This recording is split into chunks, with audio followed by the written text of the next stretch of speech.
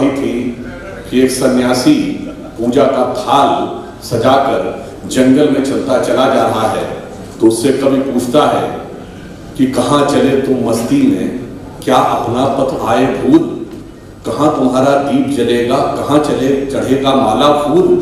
क्योंकि वो कहता इधर प्रयाग न गंगा सागर, इधर न रामेश्वर काशी, कहाँ किधर है तीर्थ तुम्हारा, कहाँ चले तुम सन्यासी। तो सन्यासी जवाब देता है, मुझे न जाना गंगा सागर, मुझे न रामेश्वर काशी, तीर्थ राज चित्तौड़ देखने को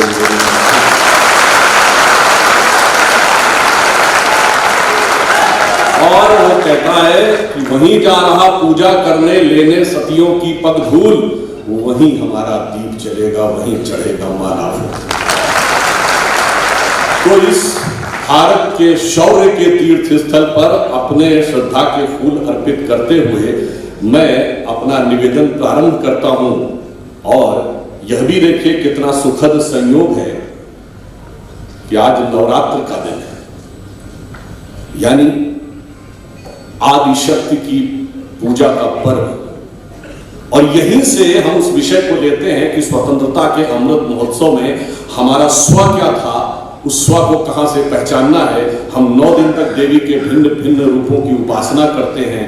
मैं पूछना चाहता हूं विनम्रता से और चुनौती से, दुनिया में जितनी भी सभ्यताएं, देश, रिलीजन, पंथ, मत, संप्रदाय हैं, सबने ईश्वर की कल्पना की है, पर ईश्वर की कल्पना में बाकी सारे मत संप्रदायों में कहीं स्त्री तत्व का कोई स्थान नहीं है, सिर्फ पुरुष तत्व। और सिर्फ हमारे यहां स्त्री तत्व में साक्षात देवत्व और ईश्वरीय तत्व का स्थान दिया गया है। हमारे यहां वैष्णव है, शाक्त है और शिव है, तो सिर्फ हम ही एक सभ्यता है जहां अर्धनारीश्वर की भी कल्पना की गई है, अर्थात आधा स्थान। और सिर्फ वो कल्पना नहीं की गई, उसको किस रूप में व्याख्या की गई है। व्याख्या ये है जो हमारे शास्त्रों में लिखा है, वागार्थमि संप्रक्तौ वागार्थमि प्रतिपतये जगतः पितरो वंदे पार्वती परमेश्वरो। अर्थात भगवान शंकर में का अर्धनारीश्वर स्वरूप में मां पार्वती और शंकर जी का स्वरूप उसी प्रकार मिलकर रचना करता है सृष्टि की, जैसे कविता का शब्द और अर्थ। यदि अर्थ ना हो तो शब्द का कोई महत्व नहीं, और यदि शब्द ना हो तो अर्थ की कोई अभिव्यक्ति नहीं। तो इस प्रकार से आप समझिए कि सिर्फ इतना ही नहीं, हमारी संस्कृति एकमात्र संस्कृति जहां पर धर्म ग्रंथों पर व्याख्या करने और शास्त्रार्थ करने का अधिकार स्त्रियों को दिया गया। एक नहीं, 2 नहीं, 20-22 वैदिक काल की स्त्रियां हैं, गार्गी, अपाला, लोपमुद्रा, मैत्रेयी, जिन्होंने वेदों पर व्याख्या की है।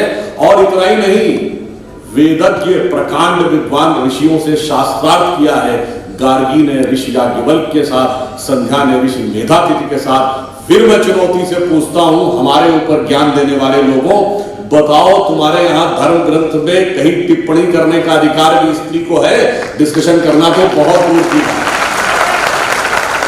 और चूंकि यह देवी का पर्व है, मैं एक और बात याद दिलाना चाहता हूं, सबसे सामान्य और प्रसिद्ध शास्त्रार्थ कौन था? आचार्य मंडन मिश्र और शंकराचार्य जी का। उसमें जज कौन था? आचार्य मंडन मिश्र की पत्नी उभय भारती।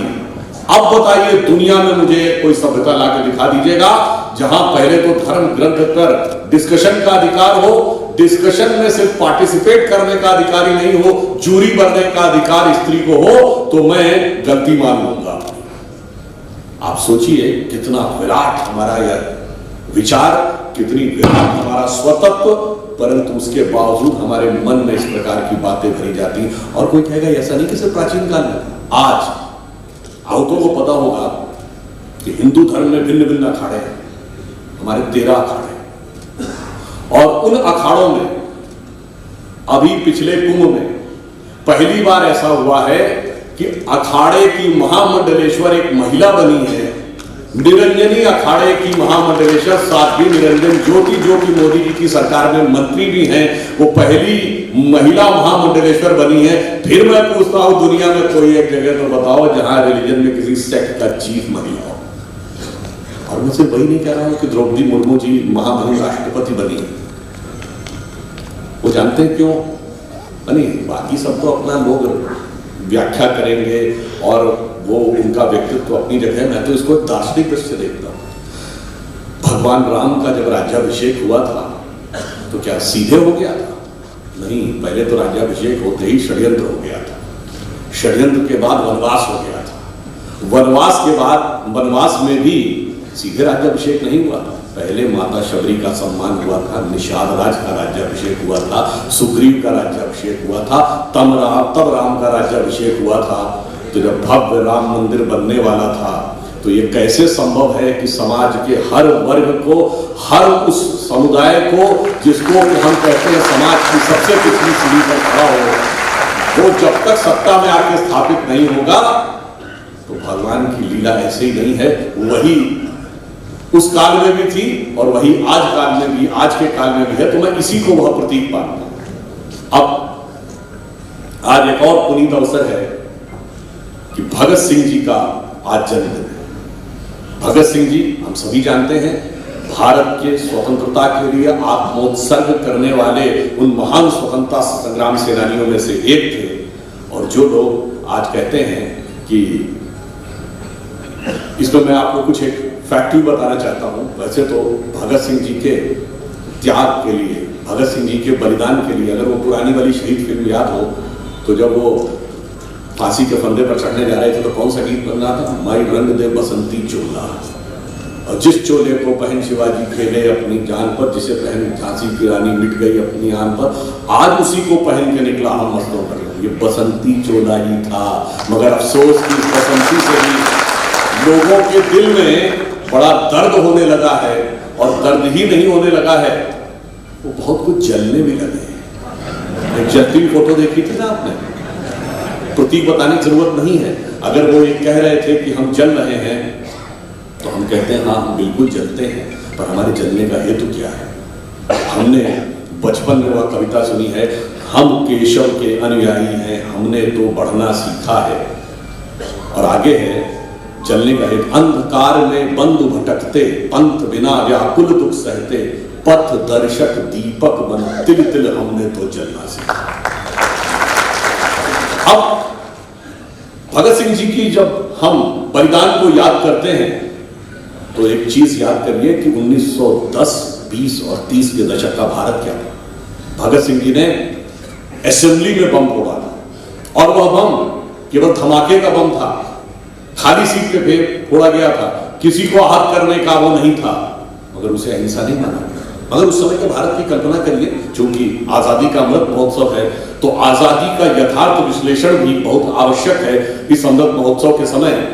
तो आप याद करिए असेंबली में बम फोड़ा गया था, वाइसरॉय हार्डिंग पर बम फेंक दिया गया था, कैलकाटा का पुलिस कमिश्नर, कैलकाटा एक प्रकार से उस जमाने में राजधानी होती थी, उसको मार दिया गया था। चटगांव में सूर्य सेन ने शस्त्रागार को कब्जा कर लिया था।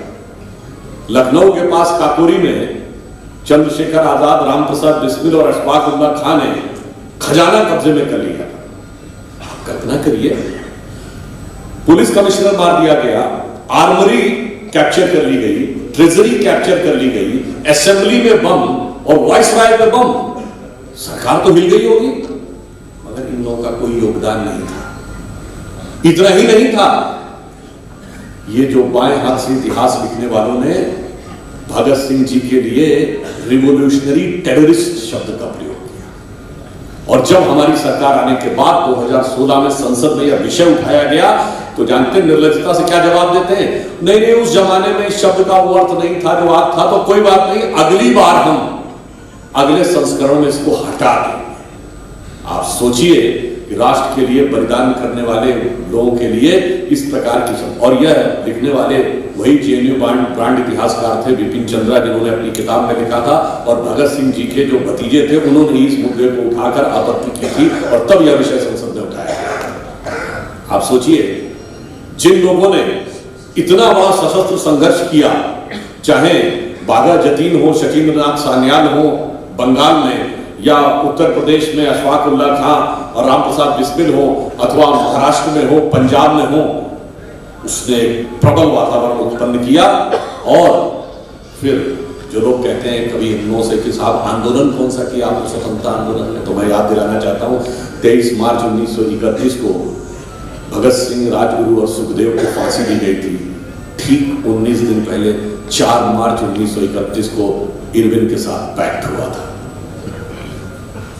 उस इरविन के साथ पैक्ट के बाद हम ये पूछना चाहते हैं 1931 से 1947 तक सिर्फ 42 का भारत छोड़ो आंदोलन छोड़ दीजिए तो कौन सा आंदोलन हुआ? जो लोग इतिहास के जानकार हैं पूरी तरह सर्च कर लें, ये कौन सा पैक्ट हुआ इरविन के साथ कि उसके बाद आंदोलन होना ही खत्म हो गया और फिर उन्हीं को स्वतंत्रता का सारा श्रेय। और 1937 में प्रोविंशियल असेंबलीज का इलेक्शन हुआ, यानी राज्यों में कांग्रेस की सरकारें बनी और केंद्र में ब्रिटेन की सरकार थी। जो राष्ट्रीय ध्वज की बात कहते हैं, मैं पूछना चाहता हूं 37 की प्रोविंशियल असेंबलीज में जब आपने शपथ लिया तो किस झंडे के नीचे लिया होगा? भारत का तिरंगा तो नहीं था। किसके प्रति निष्ठा की शपथ ली होगी? और इतना ही नहीं, जब 1939 में सेकेंड वर्ल्ड वॉर शुरू हो गई, 1 सितंबर 1939 को हिटलर ने पोलैंड पर अटैक कर दिया, इसी समय सुभाष चंद्र बोस जी ने कहा कि यही मौका है कि हमें आंदोलन तेज कर देना चाहिए अंग्रेजों के खिलाफ, क्योंकि उन्होंने प्रथम विश्व युद्ध में हमें धोखा दिया था या आश्वासन दिया था स्वतंत्रता दे देंगे और स्वतंत्रता नहीं दी। मगर उस समय के नेतृत्व ने यह नहीं माना और समर्थन जारी रहा। फिर आपने कभी सोचा कि अगस्त 42 में ही भारत छोड़ो आंदोलन क्यों शुरू हुआ? इसलिए कि 41 आते आते हिटलर ने कैप्चर कर लिया था फ्रांस को भी। दिसंबर 41 में अमेरिका के पर्ल हार्बर पर जापान ने अटैक कर दिया था। 42 का मध्य आते आते आजाद हिंद फौज बन गई थी।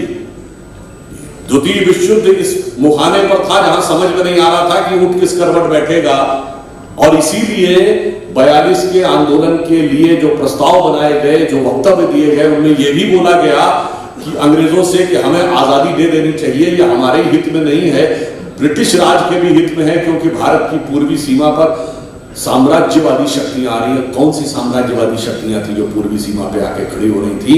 वो क्या उनका इशारा आजाद हिंद फौज के लिए था? आप सोचिए। और वो आंदोलन 2 महीने में समाप्त हो गया। उसके बाद चलिए मान लें 42 के बाद 43, 44, 45, 46 कोई आंदोलन ही नहीं। कभी आपने सुना बगैर आंदोलन के कोई छोड़ के चला जाए? और इतना ही नहीं, उसके बाद उनके साथ बाकायदा एक गठबंधन की भी बात हुई। और आप में से बहुत लोगों को चूंकि स्वतंत्रता का अमृत महोत्सव वर्ष है, तो यह भी आप लोग ध्यान करके याद करिए, भारत की आजादी की डेट 15 अगस्त 47 नहीं तय की गई थी। भारत की आजादी की डेट 30 जून 1948 तय की गई थी। फिर 1 साल पहले क्यों चले गए भाई?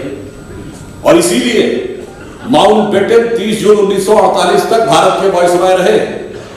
क्यों रहे भाई आजादी के बाद?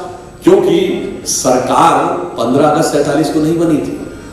अंतरिम सरकार 2 सितंबर 1946 को बन गई थी। क्यों बन गई थी?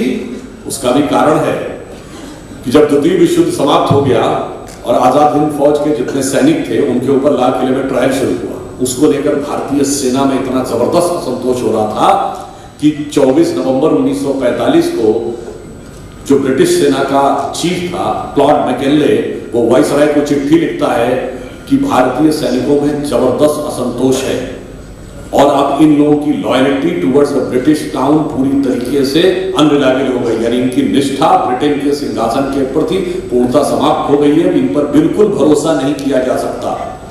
वो लिखता है, इसलिए मेरा यह सुझाव है कि आजाद हिंद फौज के सैनिकों का ट्रायल बंद कर दिया जाए। यह लिख रहा है 24 नवंबर 1945। जनवरी 1946 में कैबिनेट मिशन प्लान अप्रूव हो जाता है। उसके बाद वो एक दूसरी चिट्ठी लिखता है ब्रिटिश सेना का चीफ वाइसराय को 12 फरवरी 1946। वो कहता है कि मेरे पास तो अब जो सूचनाएं आ रही हैं इन पर रत्ती भर भरोसा नहीं किया जा सकता है, किसी भी समय कुछ भी हो सकता है। और एक गोपनीय संदेश ब्रिटिश अधिकारियों को भेजा जाता है कि वो गुपचुप तरीके से अपने परिवारों को कराची और बंबई भेजें ताकि in case of any eventuality यहां से निकला जा सके। ये वो 12 फरवरी को लिखता है और 18 फरवरी को 1946 को नौसेना की अपराइजिंग हो जाती है। भारतीय नौसैनिक ब्रिटिश सरकार से विद्रोह कर देते हैं और 2 दिन के अंदर बंबई, कलकत्ता और कराची में 20,000 नौसैनिक उसमें शामिल हो जाते हैं।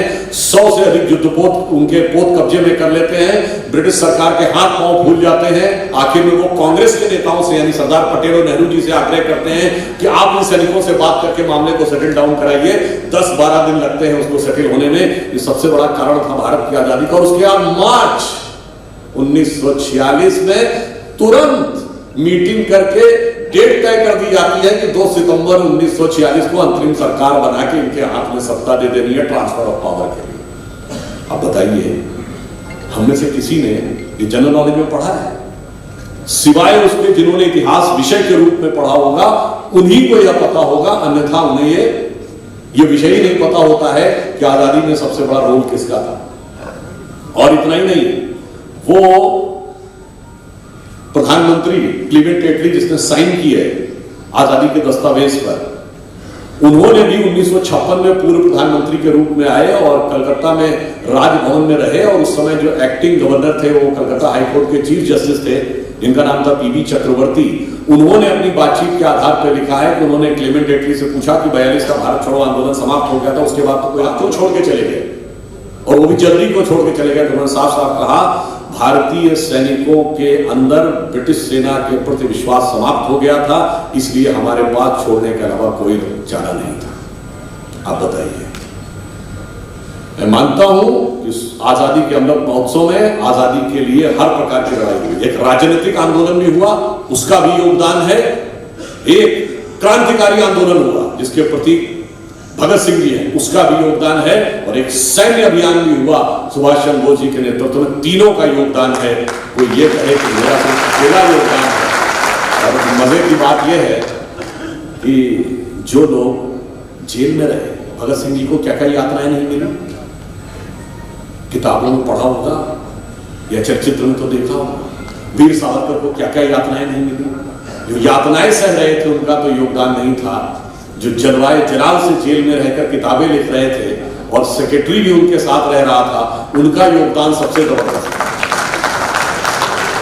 मतलब अपराधी वो हैं जिनके लिए वायसराय और सेना अध्यक्ष ये लिख रहा है कि इनसे सबसे बड़ा खतरा है, और जिनके वायसराय के साथ अत्यंत मधुर संबंध थे वो वास्तविकता में संघर्ष कर रहे थे। इसीलिए मुझे फिर इसके ऊपर एक पंक्ति याद आती है, और सारा श्रेय उन्हीं लोगों को मिला कि नौरंगिए सियासते दौरा तो देखिए, नौरंगिए सियासते दौरा तो देखिए कि मंजिल मिली उन्हीं को जो शरीके सफर न थे।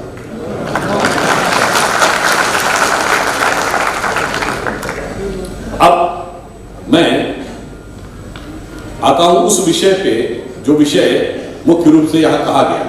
अभी चंद्रशेखर जी ने कई विषय बताए कि हमें हमारा वास्तविक गौरव, हमारी वास्तविक शक्ति क्या थी।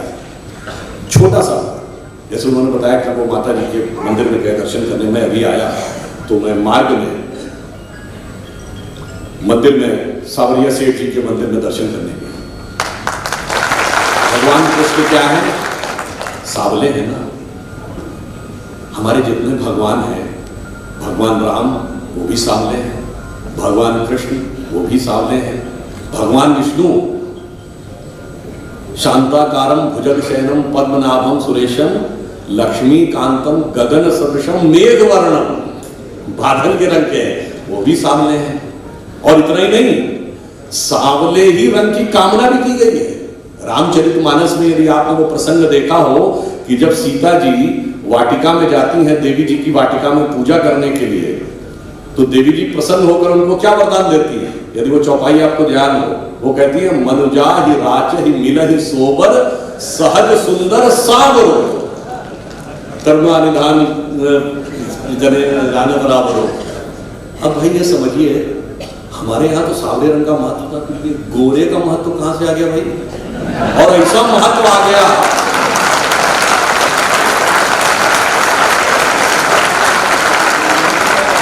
और ऐसा महत्व आ गया कि उसकी क्रीम भी बनने लगी और क्रीम जबरदस्त तरीके से बिकने लगी। और मजे की बात यह है कि वो क्रीम वो देश बना रहे हैं जो टैनिंग करने के लिए धूप में लेटते हैं।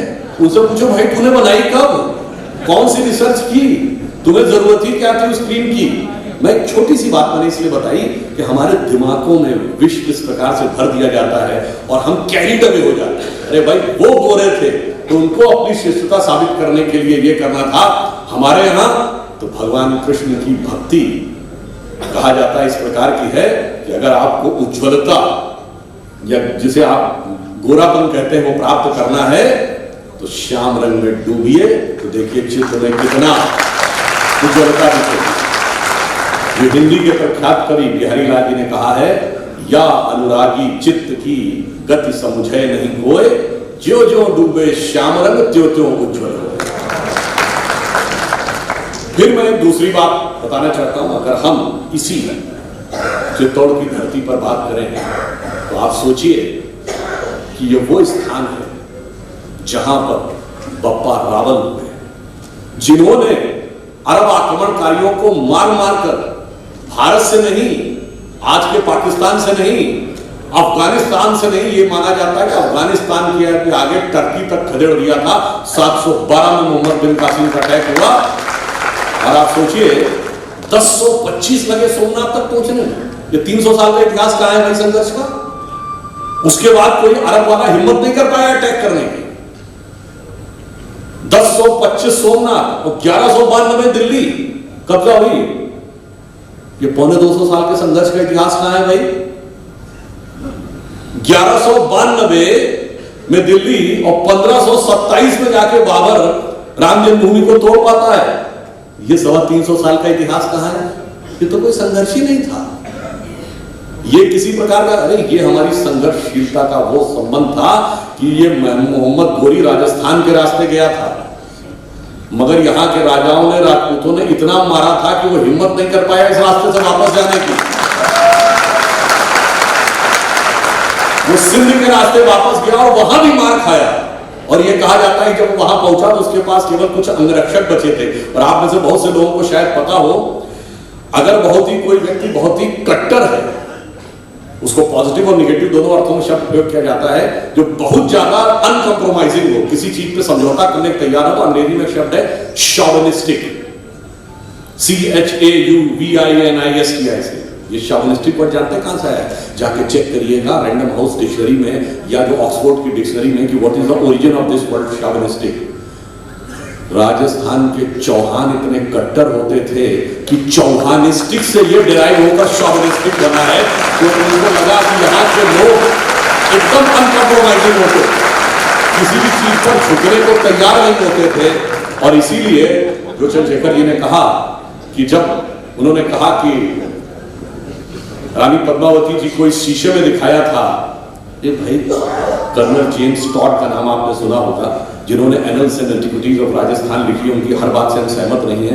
ये एक ब्रिटिश अधिकारी थे जिन्होंने राजस्थान और राजपूतों में बड़ी रिसर्च की। उन्होंने लिखा, क्या लिखा यहाँ के राजपूतों के लिए कि वो मैं अंग्रेजी में है मगर हिंदी में बोले, अत्यंत उदार, अत्यंत वीर परंतु अत्यंत उदार थे और अपनी महिलाओं के सम्मान के लिए किसी भी सीमा तक जाने के लिए तैयार थे जो विश्व में कहीं देखने को नहीं मिलता। अब वो झलकी दिखा देंगे, इसलिए बहुत से ऐसे कथानक हैं। अब उदाहरण के लिए ये पद्मावत फिल्म आई थी, अगर आप में से किसी ने पढ़ा हो तो पद्मावत एक काव्य है जो हिंदी के कवि मलिक मोहम्मद जायसी ने लिखा है। उसमें रानी पद्मावती का सौंदर्य का वर्णन क्या राघव चेतन जाके बताता है? नहीं, हीरामन तोता जाके बताता है। और यहां पे दिखाना था कि भारतीय संस्कृति के अंदर कैसा छल प्रपंच होता था अपने मन से कहानी की। और इस कहानी का भी उल्लेख कहां है? ये डिस्कवरी ऑफ इंडिया में नेहरू जी ने राघव चेतन का उल्लेख किया है, मगर किस संदर्भ में उल्लेख है वो भी घुमा दिया कि वो एक बहुत बड़ा तांत्रिक भी था और उसने कहा कि चित्तौड़ दुर्ग के ऊपर एक बहुत बड़ी दशा लगी है और उसका वो कर रहा था, अनुष्ठान कर रहा था। इस बीच में पूर्णिमा के दिन राणा रतन सिंह अर्घ देते थे और उसने कुछ उनसे कहा कि मेरे शक्ति ज्यादा, और उसने तंत्र से उनको चंद्रमा दिखा दिया। इसको लेकर मतभेद हो गया और वो छोड़ के चला गया। मतलब मैं कहना चाहता हूं, आप जिस चीज को का नाम ले रहे हैं उस ग्रंथ से हकीकत नहीं ले रहे हैं, जहां से ले रहे हैं उसको भी डिस्टॉर्ट करे दे रहे हैं। इतना सब घुमाने का कार्य और यहां के उस शौर्य की धरती के ऊपर इस प्रकार की चीजें रखने का, अरे भाई आप सोचिए वो माता पद्मावती जी को कैसे दिखा देंगे? अरे यहां तो वो था, आपने वो सुना होगा ना कि जब राजा मान सिंह आए तो राणा प्रताप उनके साथ भोजन करने नहीं गए थे। श्याम नारायण पांडे जी ने लिखा है कि जब भोजन करने नहीं पहुंचे तो उसने पूछा कि क्यों नहीं आए काका? उन्होंने कहा उनकी तबीयत खराब है। उन्होंने कहा मैं समझ सकता हूं तबीयत क्यों खराब है, मगर उसका उत्तर उनका एक नौकर देता है। वो बोलता है, कहता हाँ तो आपने समझ लिया तो मैं स्पष्ट करने को तैयार हूं। वो कहता है जो मान शंका थी किसी विधि भी नहीं पूरी हुई, जब ज्ञात हो कि तुर्कणा से भगनी संबंधित हुई। यानी जब ये पता चले कि तुम्हारी बहन का संबंध तुमने तुर्कों में कर दिया है, मुगलों में कर दिया है, तो हमारे मन की शंका कैसे दूर हो सकती है? वो कहता है जो मान शंका थी किसी विधि भी नहीं पूरी हुई, जब ज्ञात हो कि तुर्कणा से भगनी संबंधित हुई, संभव है कि फिर अशन भी तूने किया होगा वहां, फिर वीर बप्पा वंशधर के संग भोजन होगा। तो आप सोचिए यदि इसमें इतना स्वाभिमान था तो वो कैसे हो सकता है? मगर उसके बावजूद मैं एक और बात कहना चाहता हूं, ये सिर्फ शौर्य की बात नहीं थी, ये युक्ति की भी बात थी। जिस आपने अंग्रेजी में भी मुगल वर्ड होता है, उसका क्या अर्थ होता है? बड़ा शानदार, ग्रैंड। आपने वर्ड सुना होगा ना, मीडियम मुगल। तो आप सोचिए दुनिया की सबसे शक्तिशाली फौज, और जब एक बार अकबर के जमाने में यह लग गया था कि अब वो कूटनीतिक तरीके से भी कब्जा करने के लिए तैयार है, उस समय महाराणा प्रताप जी की राजनीतिक युक्ति और बुद्धि भी तो थी कि उन्होंने कहा कि तलवार लेके आओगे या छल लेके आओगे या कोई राजनीति का अस्त्र लेके आओगे, मगर हमारे सम्मान के साथ समझौता नहीं कर सकते। और आप एक और बात बताइए, हमें इतिहास में पढ़ाया जाता है कि राणा प्रताप हार गए थे। अब ये बताइए कोई राजा हार गया, इसके 4 डिफाइंड पैरामीटर्स हैं। नंबर 1 वो मार दिया गया हो, नंबर 2 वो बंदी बना लिया गया हो, नंबर 3 टैक्स देना शुरू कर दिया हो, नंबर 4 जाके हाजिरी लगा दी। चारों में से कौन सा काम किया था महाराणा प्रताप ने? तो कुछ नहीं किया था। तो कैसे आपने मान लिया? अब बल्कि मैंने तो मुझे पूरी कविता नहीं याद है जिसमें उन्होंने कहा था ना, नौ रोजो नौ तो जेठ जुड़ियान दहल्ली नवो झरोको गयो, वो क्या था? तो उसमें था कि जिन्होंने जाकर कभी अकबर के यहां सलाम तक नहीं किया, और आपने कह दिया। इतना ही नहीं, आप में से बहुत से लोगों को पता होगा कि राणा प्रताप जी के घोड़े का नाम तो चेतक था, पर उनका एक हाथी भी था जिसका नाम राम प्रसाद था, और उसको बंदी बना के ले गया और उसने भोजन नहीं लिया। और इसको अकबर ने भी कहा बताइए इतना स्वाभिमानी जहां के जानवर है तो वहां के राजा कितने स्वाभिमानी होते होंगे। इसलिए मगर अफसोस जानते क्या होगा भैया कि हमारे यहाँ जितना शौर्य था वो सब कबूतर उड़ाने में उड़ा दिया गया। आप सबने पढ़ा कि स्वतंत्रता के बाद चीते लुप्त हो गए थे, शेरों की संख्या कम हो गई थी। और वैसे आपने भी देखा ना 2014 के बाद भारत में शेरों की संख्या बढ़ी है। और 75 साल के बाद चीते फिर आए हैं। अब कबूतर छोड़े जाते थे, अब चीते भी छोड़े जा रहे हैं। इसलिए जरूरी था कि हमारे अंदर वह शौर्य, वह चीज, और उसे कैसा बना के रखा गया। और आपको भी बताएं जब चित्तौड़ विजय किया है अकबर ने, जिसको सबसे उदार प्रोजेक्ट किया जाता है, उसने खुद अपने फतेहनामा चित्तौड़ में लिखा, आईने अकबरी में अबुल फजल ने लिखा कि जो हिंदू और जैन मंदिर अलाउद्दीन खिलजी के जमाने में छूट गए थे उनको भी तोड़ दिया गया है। 30,000 लोगों के सर पे खड़े होकर गाजी की उपाधि ली है। आप बताइए वो महान। और हमारी जब ये सरकार आई वर्तमान वाली, इसने कह दिया कि नहीं महाराणा प्रताप से ज्यादा अकबर महान। और जब से कहा है तब से देखिए क्या मच रहा घमासान। और घमासान भी कहां से मचा है? 3.5 साल से चल रहा अध्यक्ष पद का अनुसंधान। और अनुसंधान भी क्या चल रहा है? त्वमेव माता पुत्रम तदेव त्वमेव माता भगिनी तदेव। उसी में तय नहीं होता। और उसके बाद आप देखिए दोनों में, इससे आपने मजेदार दृश्य नहीं देखा होगा किसी पार्टी में कि जिसको अपना राष्ट्रीय अध्यक्ष घोषित करने जा रहे थे वो बागी हो गया। मतलब राजस्थान में इससे विचित्र उदाहरण देश में नहीं मिलता। राजस्थान में सीएम अपनी पार्टी की नजर में बागी के घेरे में, प्रदेश अध्यक्ष डोटासरा जी वो उस घेरे में, विधानसभा अध्यक्ष घेरे में, और चीफ विप को तो नोटिस इशू कर दिया गया। बताइए साहब, ये हालात जानते क्यों हुआ? अब क्योंकि जब किसी जहाज को एक साथ दो पायलट चलाने की कोशिश करेंगे, एक अलग दिशा में दूसरे अलग दिशा में, तो जहाज का क्या होगा? या फिर जो पुरानी कहावत है, एक फूल दो माली। तो अब पता नहीं राजस्थान में क्या हो रहा था। आज वास्तविकता यह है, मुझे देख के याद आता है कबीर का वो दोहा कि चलती चक्की देख के दिया कबीरा रोए और दो पाटन के बीच में साबुत बचे। और उधर उनके चिर युवा और चिर व्याकुल युवराज दक्षिण भारत से भारत जोड़ो यात्रा में लगे हैं। कहां से? उस केरल से जहां उनका मुस्लिम लीग के साथ गठबंधन है। देश का विभाजन करने वाली मुस्लिम लीग के साथ गठबंधन है। पीएफआई जिस पे प्रतिबंध लग गया, उसके बहुत से समर्थक जो पीएफआई के समर्थन में बोलते थे, वो उनके समर्थन में बोल रहे थे। और जो उनके साथ ही समस्या थी, कांग्रेस में समस्या थी कि एक अमेठी का विस्थापित नेता, युवा नेता, वो पद लेना नहीं चाहता। दूसरा राजस्थान का स्थापित नेता, वो पद देना नहीं चाहता। अब वो लेने देने के चक्कर में हकीकत में उन्हें लेने के देने पड़ गए। और इसलिए अब जब वो अपनी भारत जोड़ो यात्रा का जश्न मनाते हैं, तो मुझे लगता है कि वो पुराना गीत याद आता है मुझे, वो इनके ऊपर चरितार्थ होता है कि बर्बादियों का शोक मनाना फिजूल था, मैं बर्बादियों का जश्न मनाता चला। और ये तो अलग विषय था, परंतु मैंने यह भी कहना चाहता हूं कि जब हम भारतीयता, भारत के स्वर्णिम भविष्य और उसके विषय की बात करते हैं, तो हमें यह भी समझना चाहिए, हम सब यहां भगवान एक लिंग को पूजते हैं। जब आप भगवान एक लिंग के प्रति श्रद्धा से अपना सर झुकाते हैं, तो आपकी आस्था काशी विश्वनाथ में भी उतनी ही जुड़ जाती है, अमरनाथ में भी जुड़ जाती है, रामेश्वरम में भी जुड़ जाती है, मल्लिकार्जुन में भी जुड़ जाती है। इतना ही नहीं, नेपाल के पशुपतिनाथ से भी जुड़ जाती है, पाकिस्तान के कटासवार से भी जुड़ जाती है, और चाइना के हिस्से में चले गए कैलाश मानसरोवर से भी जुड़ जाती है।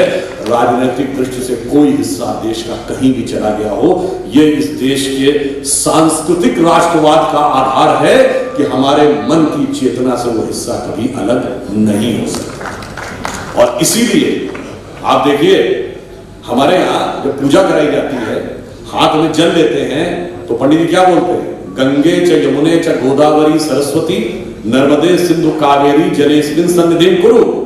वो सरस्वती जो इतिहास का हिस्सा हो गई, वो भी हमारे मन में है। वह सिंधु जो आज भूगोल का हिस्सा नहीं है, वो भी हमारे मन में है।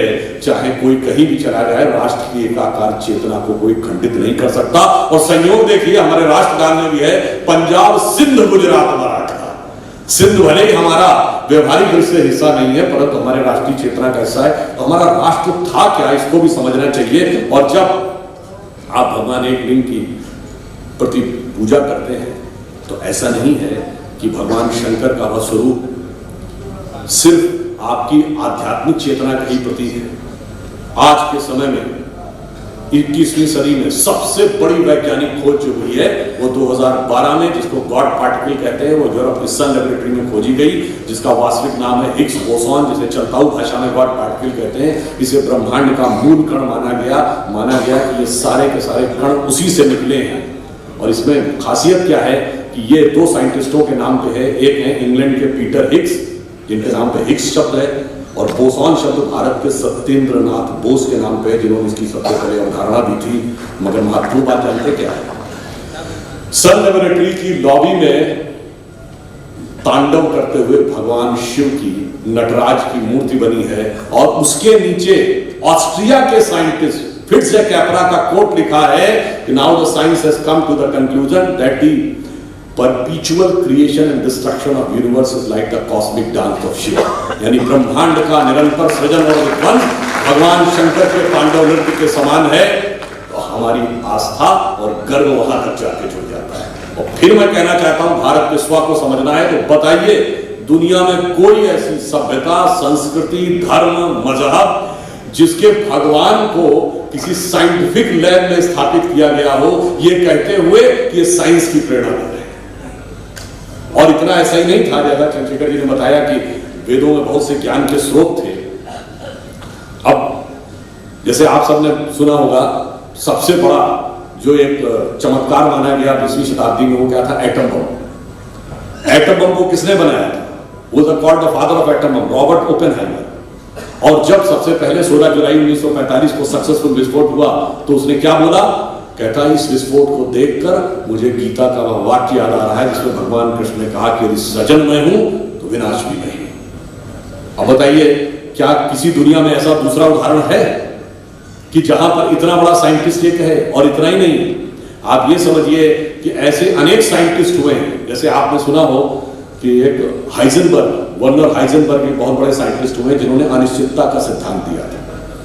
उन्होंने ये बात कही थी कि जैसे एक पार्टिकल है ना, उनका कहना था कि अगर किसी भी कण की स्थिति और गति दोनों का एक साथ निर्धारण करना चाहते हैं तो यह संभव ही नहीं है। स्थिति का सही निर्धारण करेंगे तो गति के निर्धारण में त्रुटि आ जाएगी, गति का सही करेंगे तो स्थिति। वो कैसे? आप इसका पोजीशन डिटरमाइन करेंगे तो अर्थ के रेफरेंस में करेंगे ना। जब आप अर्थ के रेफरेंस में करेंगे तो धरती को स्थिर मानेंगे, पर धरती स्थिर है क्या? तो जैसे ही आपने धरती को स्थिर माना तो स्थिति में त्रुटि आ गई। यदि आप धरती की गति को कैलकुलेट कर लेंगे तो गति में त्रुटि आ जाएगी। तो उन्होंने कहा simultaneous and exact determination of both the position and the velocity is impossible. वो हाइजेनबर्ग का बड़ा प्रख्यात अनसर्टेनिटी प्रिंसिपल है। जिन्होंने भी फिजिक्स पढ़ी होगी, अगर 12वीं तक भी पढ़ी होगी तो उनको अवश्य पता होगा। मगर महत्वपूर्ण बात क्या है, इन्हीं फिट्जर कैपरा ने, जिनका वहां पे कोट लगा है, इन्होंने अपनी एक किताब लिखी है द अनकॉमन विजडम, जिसमें वो हाइजेनबर्ग को कोट करते हैं और वो डेट भी कोट करके लिखते हैं कि 11 अप्रैल 1972 को मैं म्यूनिख में गया, वियना से ड्राइव करके। हाइजेनबर्ग बहुत बूढ़े हो चुके थे। मैं उनसे बात करने लगा तो उन्होंने हमें ये बताया कि वो 1929 में भारत आए थे और गुरुदेव रविंद्रनाथ टैगोर के साथ वार्ता करके उन्होंने वैदिक दर्शन के जिन गूढ़ विषयों को समझा। अब इसके बाद वो कहता है the entire concept of interconnectedness, uncertainty and relativity which I was unable to comprehend, I got the final conclusion। यानी वो सारा सिद्धांत, अनिश्चितता का सिद्धांत, सापेक्षता का सिद्धांत, जिसे मैं ढंग से कॉम्प्रीहेंड नहीं कर पा रहा था, वो वैदिक फिलॉसफी के गहरे अर्थ समझने के बाद मैं कर पाया। ये कौन कह रहा है? एक जर्मन साइंटिस्ट एक ऑस्ट्रियन साइंटिस्ट को कह रहा है इसमें भारत कहीं नहीं है और संघी भाजपाई तो कहीं कोई नहीं। आप ये समझ लीजिए कि इतनी श्रेष्ठता की जो संस्कृति हो, उसके दिमाग में किस प्रकार की चीजें भरी जाती, और फिर हमारे दिमाग में सिर्फ विषय ऐसे नहीं भरा जाता। आप देखिए, ये सेवा पखवाड़ा भी चल रहा है। प्रधानमंत्री जी ने के जन्मदिन से हम लोग सेवा पखवाड़े को मनाते हैं, और जिसका उल्लेख अभी किया गया कि स्वतंत्रता दिवस पर भी उन्होंने 5 प्रण कहे। उसमें क्या था? एक, भारत को विकसित राष्ट्र बनाना है। दूसरा, गुलामी की मानसिकता के हर तत्व को छोड़ना है। तीसरा है कि अपनी विरासत पर गर्व करना है। और चौथा है कि सबको सामूहिकता से कार्य करना है और कर्तव्य का पालन करना है। अब अगर आप देखें तो यहीं से ये सेवा का भाव जिसको प्रधानमंत्री जी ने आगे रखा है। अब ये भी एक संयोग देखिए, हम सेवा पखवाड़ा शुरू करते हैं 17 सितंबर से, जहां से हमारे प्रधानमंत्री जी का जन्मदिन होता है। उन्होंने पूरा जीवन कैसे गुजारा? जीवन के शुरू में ही सेवा का व्रत ले लिया और ये कहा कि मन समर्पित, तन समर्पित और यह जीवन समर्पित, चाहता हूं देश की धरती तुझे कुछ और भी। और जब हम उनके जन्मदिन पर उनके आयुष्य की कामना करते हैं तो वो क्या कहते हैं कि स्वप्न अर्पित, प्रश्न अर्पित, आयु का क्षण क्षण समर्पित, चाहता हूं देश की धरती तुझे कुछ और भी। और ये समाप्त होता है 2 अक्टूबर को महात्मा गांधी के जन्मदिन पर, जिनका वाक्य क्या था? वैष्णव जनते तेने कहिए जो पीर पराई जाने। और बीच में दीनदयाल जी का जन्मदिन आता है। उन्होंने क्या कहा? अंत्योदय, अंतिम सीढ़ी पर खड़े व्यक्ति का उदय। ये विचार कहां से आते हैं? ये विचार भारत की स्वतंत्रता के स्व से है, हमारे गौरवशाली अतीत से है। इसीलिए महात्मा गांधी ने 1909 में एक किताब लिखी थी, हिंद स्वराज। और उन्होंने साफ साफ कहा था कि यदि ब्रिटेन से मुक्ति चाहते हैं और खुद ब्रिटेन के नकल बनना चाहते हैं तो स्वराज नहीं हो सकता। अब सेवा से आता है, याद करिए मीराबाई इसी धरती की थी। मीराबाई अपने गुरु का दर्जा किसको देती थी? संत रैदास। संत रैदास जो कि मोची का कार्य करते थे, आज की परिभाषा के अनुसार वो शेड्यूल कास्ट थे और उनसे राज परिवार की रानी होकर वह उनको अपने गुरु के तुल्य मानती थी। और संत रैदास का नाम भक्त माल में है, जो सभी भक्त संतों का सबसे बड़ा ग्रंथ है, जिसे काशी के पंडितों ने लिखा है, उसमें भी संत रैदास को पूज्य संत माना गया है। मगर महत्वपूर्ण बात क्या है, देखिए त्याग का हमारे यहाँ महत्व क्या था। संत रैदास के पास कहा जाता है भगवान राम का एक बड़ा सिद्ध विग्रह था, सिद्ध मूर्ति थी। तो काशी नरेश को लगा कि इतनी सिद्ध मूर्ति जो है वो तो राजभवन में होनी चाहिए। तो गए, उन्होंने संत रैदास से कहा कि आप ये मूर्ति हमें दे दीजिए, इसके बदले में जो आप धन सोना चाहे हम देने को तैयार हैं। उन्होंने मना कर दिया। उन्होंने कहा जी मूर्ति के भार का 10 गुना सोना हम दे देंगे। उन्होंने मना कर दिया। तो उन्होंने कहा जी मूर्ति के वजन का 100 गुना दे देंगे। फिर भी उन्होंने नहीं कहा। तो उनके मन में थोड़ा आवेश आया। उन्होंने कहा रैदास जी आपकी जो ये झोपड़ी है, जो कमरा है, ये पूरा सोने से भर लीजिए, जितना सोना इसमें आ सकता है आप भर दीजिए, मगर ये मूर्ति हमको दे दीजिए। तो एक बार ऐसी ये जनश्रुति है कथा में कि रैदास जी की पत्नी का मन में विचार आया कि इस पर विचार करना चाहिए। रैदास जी ने क्या जवाब दिया? एक मोरो राम नाम धन, एक मोरी आशा, ऊ धन ई चले गई है, ना चाहे भगत रैदास। अब बताइए, वो जो समाज में हम कहते थे, जिसे आज हम कह रहे हैं कि समाज में सबसे निचली सीढ़ी पर खड़े हुए, वह संत यह त्याग का उपदेश दे रहे हैं। और मीराबाई जो राज परिवार के वो क्या कह रही है? पायो जी मैंने राम रतन धन पायो, और जन्म जन्म की पूंजी पाई, बाकी सब लुटाए। कोई भी धन लेने को नहीं कह रहा। कबीरदास क्या कह रहे हैं?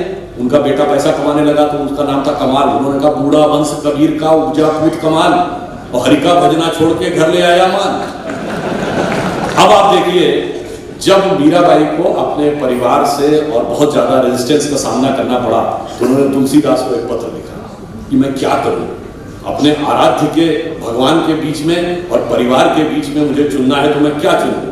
तो तुलसीदास जी ने उनको क्या लिख के जवाब दिया?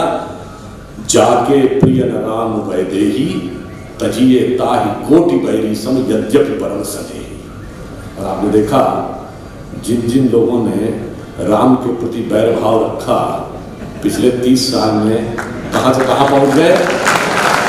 क्योंकि ये कहा गया है राम विमुख असहाल तुम्हारा, रहा न को कुल तारनहारा। तो आपने देखा कहां से कहां पहुंचे। जो 414 पे थे 40 पे आ गए थे, हम 2 पे थे, 303, पहले 272 पे आए, 303 पे थे। और आपको पता है उत्तर प्रदेश की विधानसभा में हम लोग उसमें 17 पे थे और 325 पे पहुंचे थे कि जापे कृपा राम की हुई, तापे कृपा करे सब।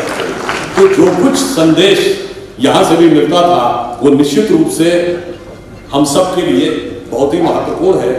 और यहां पर मैं एक और बात भी कहना चाहता हूं, जब हम भारत के गौरव की बात करते हैं तो एक पॉइंट और भी अच्छी तरह समझें। हमारे यहां क्या नियम थे, हमारे यहां कौन सी चीज, जैसे उदाहरण के लिए लोग कहते हैं युद्ध किसी भी तरीके से जीत लो, चलता है, छल बल किसी भी प्रकार से। परंतु हमारे यहाँ तो ऐसा नहीं था। जो मैं पहले भी कई बार बोल चुका हूं, अंग्रेजी में कहावत है ना, everything is fair in love and war. ये अंग्रेजी की कहावत है। और उसका जब हम तथाकथित हिंदी का अनुवाद करते हैं तो हम कहते हैं जंग और इश्क में सब कुछ जायज है ना। जंग हिंदी का शब्द है, इश्क हिंदी का शब्द है, जायज हिंदी का शब्द है। किसी भारतीय भाषा, संस्कृत या अन्य हिंदी भारतीय भाषा में युद्ध और प्रेम में सब कुछ उचित अनुचित है, ऐसा होता ही नहीं। क्यों? उसका भी उदाहरण सी राजस्थान की धरती से मिलता है। याद करिए, जब अलाउद्दीन खिलजी और राणा रतन सिंह का संघर्ष हुआ था तो क्या हुआ था? उन्होंने उसके आमंत्रण को ईमानदारी से स्वीकार किया और उसने छल किया। वैसे तो फिल्म में भी डायलॉग था ना, कितने अच्छे हो तुम लोग और कितने अच्छे हैं तुम्हारे उसूल, क्योंकि वो छल से जीतने में सफल। हमारे यहाँ युद्ध सब कुछ जायज नहीं था। बाकायदा युद्ध लड़े जाते थे, अलग स्थानों पे जाके लड़े जाते थे। जनता के साथ कभी नरसंहार नहीं होता था, स्त्रियों का किसी प्रकार का अपमान नहीं होता था। और इतना ही नहीं, जब युद्ध लड़े जाते तो बाकायदा युद्ध का उद्घोष होता था, यानी चेतावनी देकर युद्ध लड़ा जाता था। जब तक उधर से उद्घोष नहीं होगा, ड्रम नहीं बजेगा, नगाड़ा नहीं बजेगा, तब तक अटैक नहीं करेंगे। और रात्रि होने के बाद युद्ध रोक लेंगे, भागते हुए पर पीठ से वार नहीं करेंगे, जिसने सर झुका दिया उसके ऊपर वार नहीं करेंगे। इतनी उदारता के साथ जो युद्ध लड़ा जाता है, उसीलिए कर्नल जेम्स टॉड ने यह भी लिखा है कि भाई राजस्थान के हिंदू राजाओं के लिए ऐसा लगता था कि युद्ध जीवन मरण का प्रश्न नहीं था, वो शक्ति प्रदर्शन के टूर्नामेंट की तरह उसको लेते थे। ऐसा लगता था जैसे कोई वो खेल खेलने के लिए आ रहे हैं। आप सोचिए, युद्ध की यह मर्यादा थी। और मगर युद्ध की भावना क्या थी? हमारे यहां युद्ध में दो ही विकल्प थे, विन और die, there is no third option. तीसरा तो विकल्प ही नहीं है, जीतना है या मर जाना है। और आप सोचिए, इसीलिए इस धरती से तो वो उदाहरण मिलता है, अगर एक किला है उसको चारों तरफ से 6 महीने से घेर लिया गया है, रसद पानी सब काट दिया गया है, अब बाहर 5000 की फौज है और अंदर मुश्किल से 100-200 लोग बचे हैं। दुनिया में कहीं ये स्थिति आई तो रिजल्ट क्या था? सरेंडर। हमारे यहां नहीं था। कहा ना, दो ही ऑप्शन है, विन और डाई, तीसरा तो ऑप्शन ही नहीं है। तो जो लोग बच जाते थे वो केसरिया बाना बांध के निकलते थे, मां भवानी की शपथ लेकर, तलवार लेकर, खेत बाहर निकल के, not with the motive do और डाई। डू और डाई में दुनिया में बहुत लड़ाइयां हुई, with the motive to die. अब वो आत्मोत्सर्ग करने के लिए निकलते थे। और उस जमाने में यदि कोई मतलब तीर तलवार के जमाने में यदि सोच के निकलता था कि मुझे बलिदानी हो जाना है, तो क्या होता था? 4-5 को तो मार के मरता था। तो आखिरी समय में भी अगर 200 लोग थे तो 1000 को मार जाते थे। और लड़ाई कैसे होती थी? आला में आपने सुना होगा ना, बड़े लड़ैया मुहबे वाले जिनकी मार सही ना जाए, और एक कम मारे 2 मर जाए, तीसरा खौफ खाए मर जाए। तो उस तरह की लड़ाई भी होती थी। अब उसके बाद अब सारी सेना मार दी। Now the war is over? No, the war is not over. There is no option of surrender. अब सेना जब अंदर घुस जाती थी तो एक एक व्यक्ति लड़ता था कि देखिए, अब वो सब लड़के मार दिए गए, सेना महल तक पहुंच गई। The war is over? No, the war is not over. There is no option of surrender, only 2 option, win और डाई। अब सारे पुरुष मार दिए गए, सिर्फ स्त्रियां बची। Now the war is over? War is not over, only 2 option, win और डाई। तो क्या होता था? अब अगर ये ऑप्शन है तो ये संदेश सबसे पहले कहां से आएगा? सबसे पहले राज परिवार से संदेश जाता था। और जब वो स्त्रियां जौहर कर लेती थी तो ये सीधे डाउन द लाइन इतिहास में मैसेज दे रहा है, 2 ऑप्शन, विन और die, there is no third option. इसलिए जिसको आप सती प्रथा कह के हमारे ऊपर कलंकित करने का प्रयास करते हैं, ये तो विदेशी आक्रमणकारियों के कारण हमारे द्वारा अंगीकार की गई यह स्थिति थी। अन्यथा अगर हमारे धर्म ग्रंथों में ये होता तो बताइए, रामायण महाभारत में सब सती हो जाने चाहिए थे। ऐसा उल्लेख तो नहीं था। इसे कहते हैं विलिफिकेशन ऑफ द विक्टिम, यानी जो प्रताड़ित है उसी को खलनायक बना दिया कि साहब आप ही की गलती थी। और कौन हमको समझाता था? जिस जमाने में भारत में, मैं 15वीं, 16वीं, 17वीं शताब्दी की बात कर रहा हूं, जहां कित्तूर की रानी चेन्नम्मा, रानी अहिल्याबाई, रानी दुर्गावती, रानी लक्ष्मीबाई, दक्षिण भारत में रानी अबक्का शासन कर रही थी। आप लोगों में से बहुत से लोगों को नहीं पता होगा, अंग्रेजी में एक शब्द होता है ना, विच हंट। विच हंट शब्द का उत्पत्ति जानते क्या है? विच कहते हैं अंग्रेजी में चुड़ैल को। अब चुड़ैल का पीछा का मतलब क्या है? बाकायदा ब्रिटिश पार्लियामेंट ने संसद के द्वारा एक विचक्राफ्ट एक्ट पारित कर रखा था, जिसमें उनको ये अधिकार था कि यदि चर्च किसी भी औरत को चुड़ैल घोषित कर देगा तो उसे पीछा करके पकड़ के मार दिया जाएगा। वहां से शब्द विच हंट है। अब बताइए, जो लोग इस प्रकार की वो रखते थे, और आपको पता है विचक्राफ्ट एक्ट कब तक रहा ब्रिटिश पार्लियामेंट में? 1951 में। 1951 में केस दर्ज किया गया विचक्राफ्ट एक्ट के तहत। तब उन्होंने ब्रिटिश पार्लियामेंट ने उसको रिपील किया है। और हमारे यहां वो हमको दोषी सिखाते थे कि साहब हम जो हैं वो स्त्री का सम्मान नहीं करते थे और हम ये गलत कार्य करते थे, पर जबकि वास्तविकता में वो हमारे शौर्य का प्रतीक था। और इतना ही नहीं, यहां तक तो फिर भी ठीक है। दूसरा, हमारे दिमाग में क्या बैठा रह जाता है कि जब प्यार मोहब्बत की बात आती है तो हमारे दिमागों में क्या है? नाम क्या आते हैं? लैला मजनू, शीरी फरहाद, जोधा अकबर, सलीम अनारकली, शाहजहां नूरजहां। जबकि आपको पता है भिन्न भिन्न पुस्तकों के विवरण से माना जाए तो अकबर की लगभग 30 से 35 बीवियां थी। कोई मुगल बादशाह ऐसा नहीं इसकी दर्जन भर से कम ऑफिशियल बीवियां हैं, और हरम में 200-300 से कम औरतें रही। परंतु एक स्त्री के प्रति समर्पित एकनिष्ठ प्रेम के प्रतीक वो थे। ये हमारे दिमाग में किस ढंग से भरा गया है 3 पीढ़ी से कि हमें वही सही लगने लगा है। याद करिए, ये तो वही अकबर था ना जो मीना बाजार लगाता था आगरे के किले के बाहर, कि जो स्त्री हमें अच्छी लग गई हम उसको पिकअप कर लेंगे। और वो लोग महान कहलाए, और इसीलिए उसके बावजूद हमारे अंदर बजाय आक्रोश या अपमान की ज्वाला नहीं, ग्लानि का भाव भर दिया गया कि सारी गलती तो तुम्हारी थी। और इसीलिए हिंदू समाज के अंदर जिस प्रकार की भावना भरी गई है, उस भावना को हमें समझना होगा। और जैसे अटल जी ने अपनी बड़ी प्रख्यात कविता थी, आपको ध्यान हो ना, हिंदू तन मन हिंदू जीवन रग रग हिंदू मेरा परिचय, उसमें एक जगह चित्तौड़ का उल्लेख है जब वो कहते हैं, मैं वीर पुत्र मेरी जननी के जगती में जौहर अपार, पूछो अकबर के पुत्रों से क्या याद उन्हें मीना बाजार, क्या याद उन्हें चित्तौड़ दुर्ग में जलने वाली आग प्रखर, भाई सहस्त्रों माताएं कर हो गई अमर। आगे वो कहते हैं वो बुझने वाली आग नहीं, वो बुझने वाली आग नहीं, रग रग में उसे सजोए हूं, यदि फूट उठे विप्लव लेकर फिर वह ज्वाला, तो क्या विस्मय, हिंदू तन मन हिंदू जीवन रग रग हिंदू मेरा। अगर हमारी स्थिति क्या है, हनुमान जी की तरह हम अपनी शक्ति भूले हुए हैं, और बहुत से काल नेमी इसमें लगे हुए हैं कि हम शक्ति भूले ही नहीं, हमें अपनी शक्ति याद ना आने पाए। परंतु जो जो वह शक्ति याद आती चली जा रही है, त्यों त्यों लोग यह बात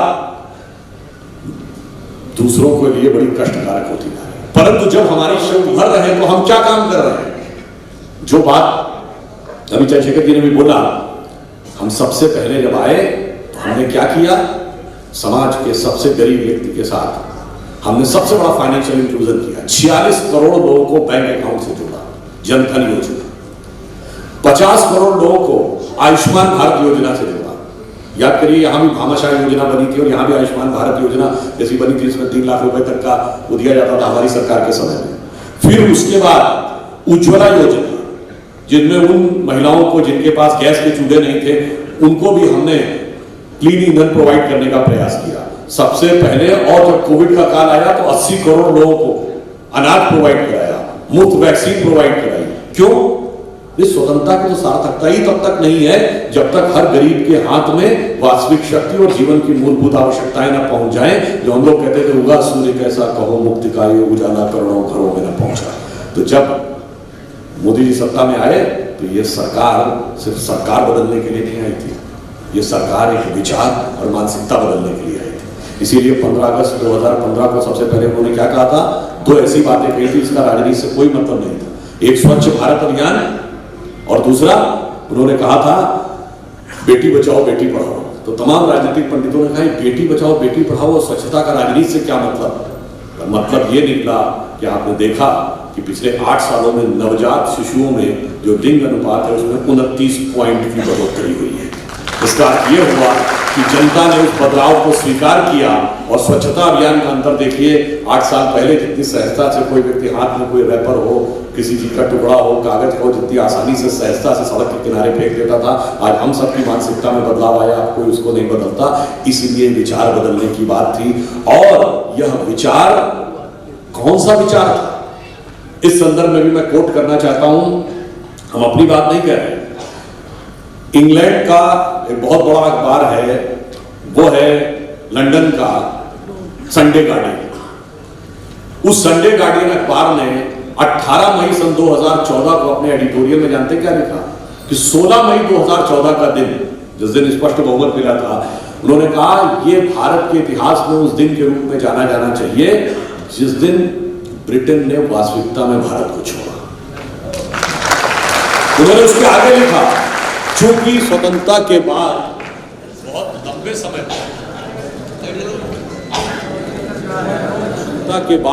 लंबे समय तक उस विचार व्यवस्था का शासन रहा जो किसी न किसी तरीके से ब्रिटिश कॉलोनियल लीगेसी को रिप्रेजेंट कर रही थी।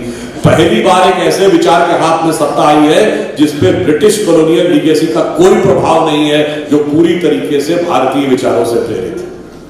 इसलिए यह परिवर्तन था। और आप ये भी संयोग देखिए कि स्वतंत्रता का अमृत काल उसी कालखंड में आके प्रारंभ हुआ। अभी आपने बोला कि 21वीं सदी भारत की है। 21वीं सदी भारत की है, हम कैसे मान लें? और फिर ये भी विचार करें कि भारत में है तो किसकी है? मैं बताता हूं आपको 21वीं सदी भारत की कैसी, जाके चेक करिएगा। 31 दिसंबर 1999 अमेरिका के राष्ट्रपति बिल क्लिंटन ने CNN को दिए अपने इंटरव्यू में कहा, जब उससे कहा गया कि 20वीं सदी का उदय हो रहा है, समाप्त हो रही है और 21वीं सदी का उदय हो रहा है, उनसे प्रश्न किया गया कि अमेरिका 20वीं सदी की आर्थिक महाशक्ति रहा, आप 21वीं सदी में अमेरिका का भविष्य क्या देखते हैं? तो बिल क्लिंटन ने क्या बोला? हम 20वीं सदी की महाशक्ति रहे और हमें विश्वास है कि हम 21वीं सदी में भी महाशक्ति रहेंगे, परंतु दो देश दुनिया में ऐसे हैं, चीन और भारत, जिनमें महाशक्ति बनने की संभावनाएं हैं, जिनमें से मैं भारत को विशेष रूप से मानता हूं कि इसके अंदर एक अलग प्रकार की संभावना है विश्व में आगे आने की। यह अमेरिका के राष्ट्रपति ने। और एक और बात, अगर आप सहयोग देखें, ये जब 9/11 हुआ तो वर्ल्ड ट्रेड सेंटर गिर गया। उस समय क्या था? World trade centre was the tallest building on earth, दुनिया की सबसे ऊंची इमारत। और जब वो गिरी उसके बाद दुनिया की सबसे ऊंची इमारत का स्टेटस किसके पास आया था? कुआलालंपुर के पेट्रोनास टावर, उसके बाद ताइवान की ताइपे 101, उसके बाद शंघाई का वर्ल्ड ट्रेड सेंटर, उसके बाद दुबई का बुर्ज। उसे देखकर मेरे मन में भाव आया कि अरे, न्यूयॉर्क के वर्ल्ड ट्रेड सेंटर गिरने के बाद अचानक दुनिया की सबसे ऊंची इमारतें America, Latin America, south America, Europe, कहीं नहीं, सबके सब इधर एशिया में। इसका मतलब यह नियति का संकेत है कि समृद्धि के शिखर पश्चिम में ढहने का वक्त आ गया और पूरब में खड़े होने का वक्त आ गया। और आप देखिए, the rise of India in China is post 2001 phenomena. और आश्वस्त रहिए कि यदि 21वीं सदी एशिया की है तो 21वीं सदी एशिया में किसकी होगी? एक छोटी सी बात देखिए, लोग ये कहते हैं चीन और भारत में तुलना करते हैं, तो चीन हमसे आर्थिक मामलों में आगे है, सैन्य मामलों में भी थोड़ा आगे है, और इंटेलेक्चुअल मामलों में कहीं हम आगे हैं, कहीं वो आगे है। मगर यदि विश्व का नेतृत्व करना है सिर्फ 3 से नहीं, एक चीज है, वो है कल्चरल पोटेंशियल, जिसमें हम उससे बहुत आगे हैं।